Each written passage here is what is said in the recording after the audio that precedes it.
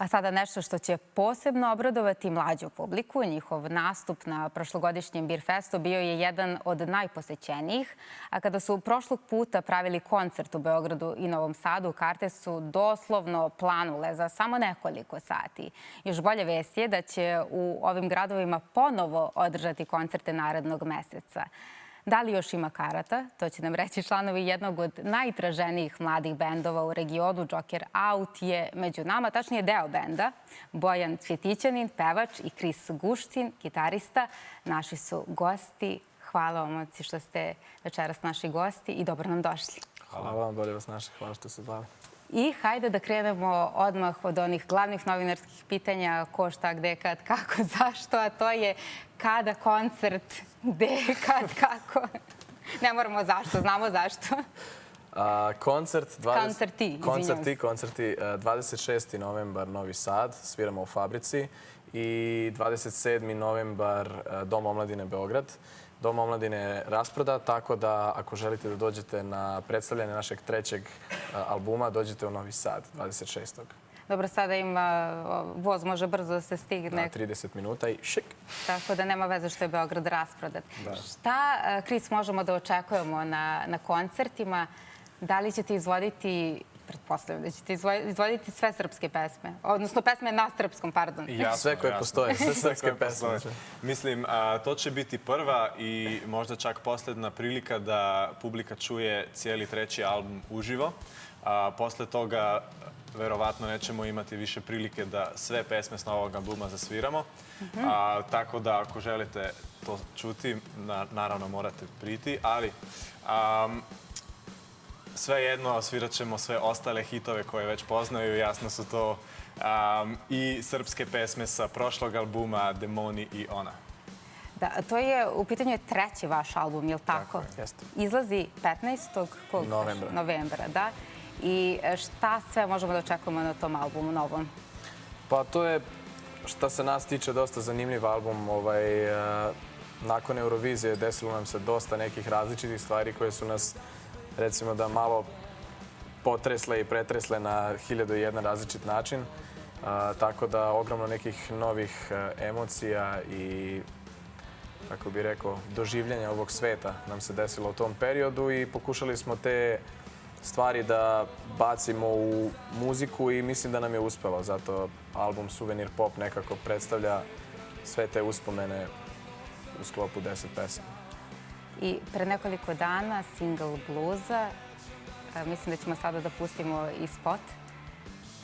Možda. Zanima me, evo čekam režiju, mislim da hoće. Zanima me, ja sam videla spot, ono je fenomenalno. Ko je smislio uopšte da se izgleda ovako kako izgleda i po čemu je specifičan prvo to, a onda kakve su reakcije na pesmu?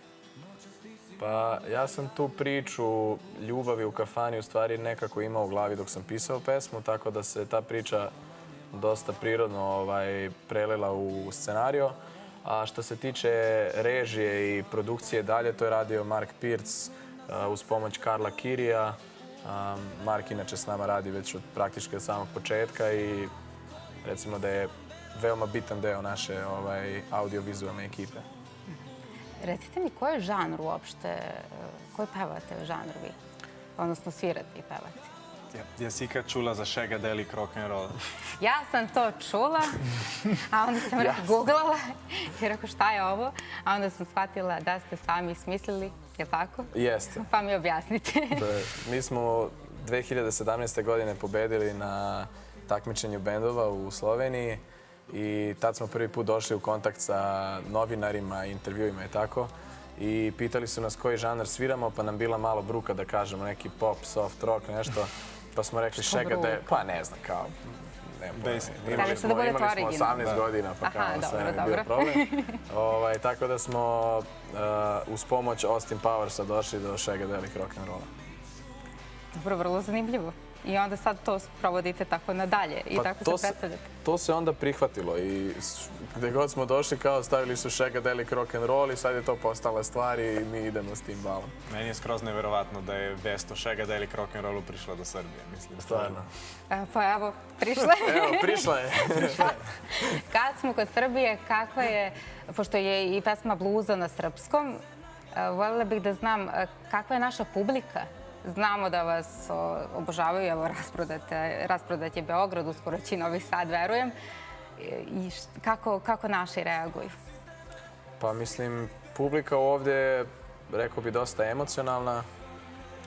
Nekako mislim da se ovaj bend dobro veže uz tu energiju. Osjećamo se jako kod kuće, što je bitno, pogotovo uz činjenicu da, recimo, momci nisu toliko domaći na tim prostorima, ali kad smo prvi put svirali u Srbiji, naš bubnjar je trčao sa bine nakon koncerta i rekao ja nikad više ne želim da sviram nigde nego u Srbiji. Jer je bilo stvarno na tom festivalu gde smo svirali bilo ono wow.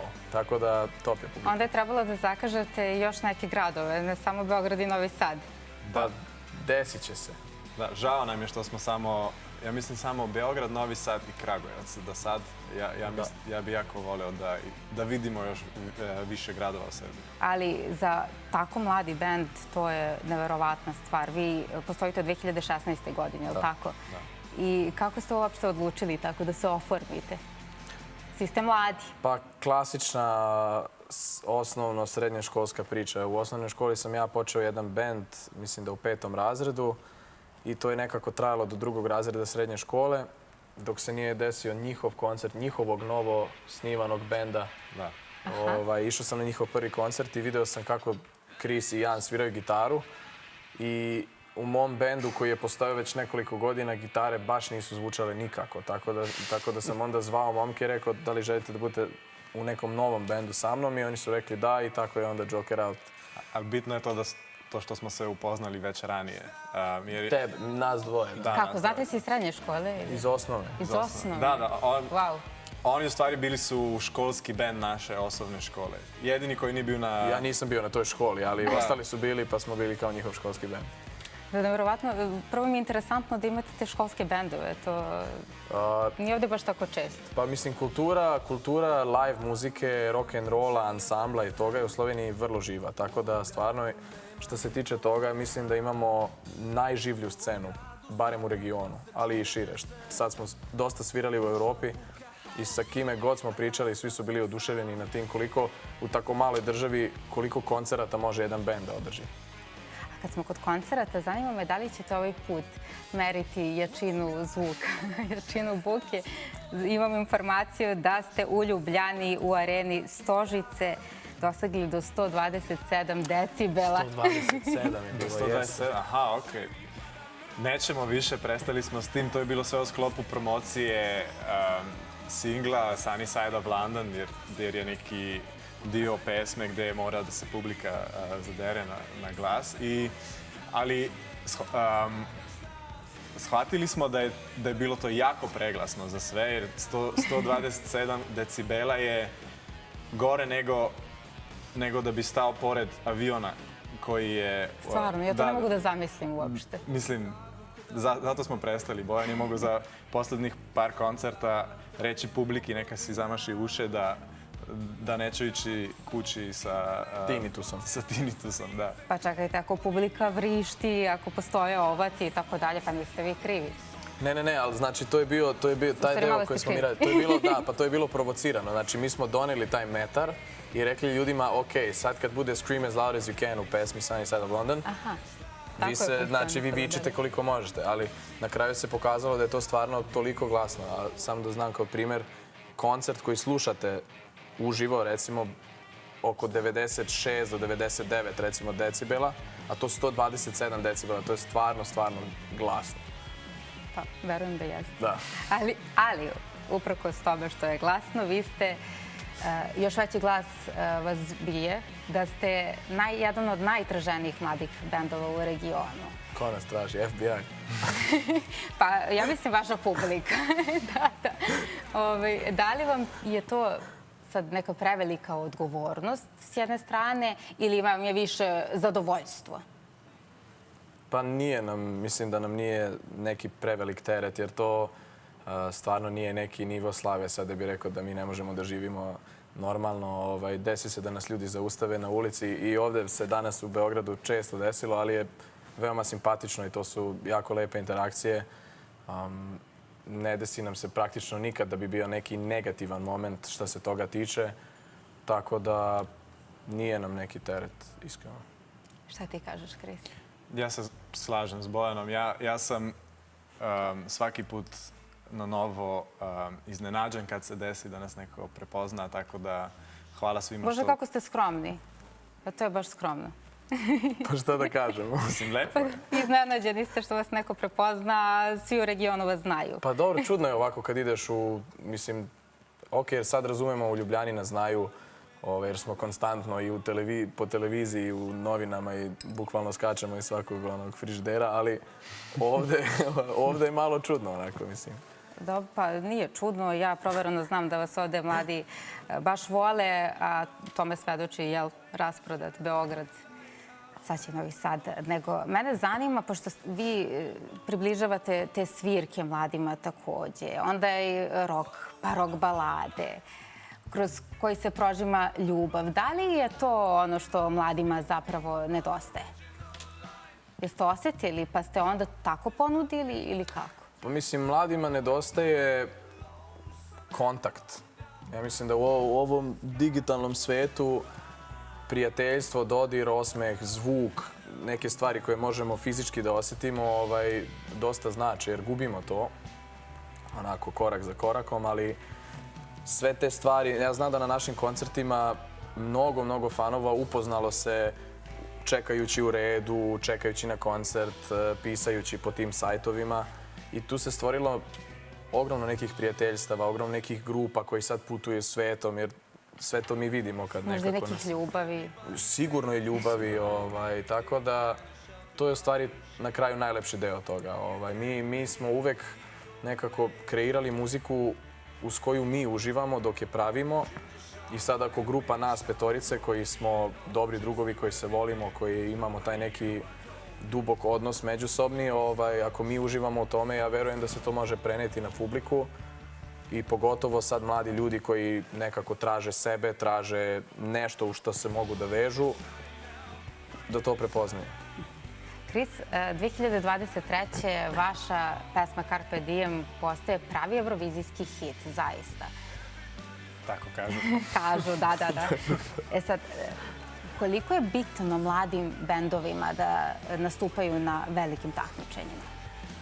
Pa, ja mislim da posle naše Eurovizije da je to bar za bende iz Slovenije i možda iz regiona postala mnogo bitnija stvar nego što je bila do sad. Pre što smo mi išli na Euroviziju, bar za neke rock bendove i to Eurovizija je bila kao onako smešna, ništa nećeš da dobiješ s tim, kao nije to takmičenje gde se čuje dobra muzika i nije to takmičenje gde ćeš priti do strane publike. Ali mi smo nekako dokazali da to inače može i ja mislim da ne znam, sljedeće godine vidit ćemo na slovenskom takmičenju za Euroviziju mnogo više bendova kao što smo do sada. Ja vidim da Bojan ovde sve vreme đuska ovako glavom dok ide spot u pozadini i to me inspirisalo da pitam koje su vam omiljene pesme? Tebi koje omiljene? Vaše. Evo, upravo ste joj zarolali Everybody's Waiting je meni odlična od nas. Zašto? Zato. Zašto? Pa, ne znam, mislim, aranžman je jako zabavan i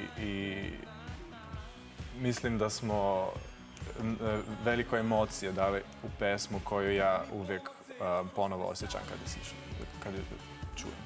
Bojan ima malo više vremena da razmisli. Ne, meni je, ne znam, svaki dan druga pesma. Recimo Novi val, Plastika. Sad sa novog albuma koji dolazi, ako toga više neće biti, ima dosta dobrih pesma. Ako toga više neće biti, na kome jeziku? Pa, šta mislim? Na engleskom. Jo, Bože, na srpskom. Ovo je sad bila provala veka, izaći će na YouTube. Dobro, osim toga, hajde da se vratimo na bluzu, pošto bi meni se ona posebno dopala i voljela bih da naše gledalce malo upoznamo više sa njom, tako da molim režiju i da je kratko pusti. Stolicu primakni, ruku mi dotakni. Noćas ti si moja muza, ja u ritmu tvoga bluza ću da plešem bez prestanka. Soba nam je mala, jako pijana budala, a ni čaše nisam popio. Ja mislim da sam se zaljubio u tebe. Baš ja koji nisam verovao da za nekim bit ću lud. Za tebe kao u pesmama i filmovima ljubavnim sadit ću svud. Samo se okreni, baci pogled prema meni. Preći će tišina sama, kilometre među nama, dok jednom srce otkuca. Soba nam je mala, jako pijana budala, a ni čaše nisam popio. Ja mislim da sam se zaljubio u tebe. Baš ja koji nisam verovao da za nekim bit ću lud. Za tebe kao u pesmama i filmovima ljubavnim sadit ću svud. Ne palite još svetla, još samo jedan tren, da se nagledam lepote te. Ne palite još svetla. Sad nismo videli onaj deo kada ti dobiješ udarac u glavu flašom, Super, onda moraju kreće da ljudi da celokupna... gledaju sami. Da, celokupna tuča. Kako je bilo to snimiti uopšte? Vrlo zabavno. Mi smo snimali praktično celo popodne u kasnu noć i ta tuča je došla tek na kraju. Tako da smo bili već malo umorni, ali kao svi smo samo čekali da počne tuča. Da, evo, pokazuju. A evo ga, počela tuča. Tako da to je bilo cool. Iskreno, mislili smo kao da će biti fake, ali na kraju je palo par nekih udaraca i padova Znači, realnih. stvarno se desilo. Pa mislim, bilo je Baš malo ste se intenzivnije uživali. nego što smo mislili da će biti. Bilo je cool. Samo još jednom da naglasimo, sve ovo sada, između ostalog i ovi koncerti u Beogradu i Novom Sadu, to je vaša jesenja regionalna turneja, je li tako? Da. Gde ćete još nastupati? To je tura za izlazak novog albuma koja počne 22. u Ljubljani sa dvim koncertama 22. i 23. I onda posle toga naravno Novi Sad, Beograd. Posle toga idemo još u Skoplje, Zagreb, Maribor i u Beč. Da. Ima još nekih planova? Imamo januar, februar, idemo na odmor. Nakon 2 godine konačno idemo na odmor. Zasluženi sasvim. Hvala vam najljepše što ste bili naši gosti večeras. Dakle, još jednom da ponovimo, 26. novembar Novi Sad, 27. novembar Beograd, rasporedat Novi Sad nije, pa publiko izvolite. Hvala vam veliko. Hvala.